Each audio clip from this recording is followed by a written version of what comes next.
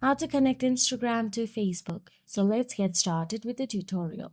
First of all you have to do is open the Instagram app on your mobile device and just make sure that you are logged into your Instagram account. Once in there, tap on the profile icon or profile picture of yours at the bottom right corner of your screen. Then navigate to your profile section.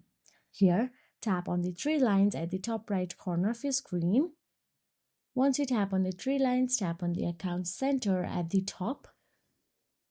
Then once you tap on the account center, you can see sharing across profiles option available. Tap on it. Then follow the on-screen instructions in order to add your or connect your Facebook. Then tap on the continue option available there. Then continue again with adding option available there again. You might be asked for your Instagram password if suspected, but if not, then you can simply continue with the process. And that is it. If you found this video helpful, please like, share, and subscribe. And thank you so much for watching.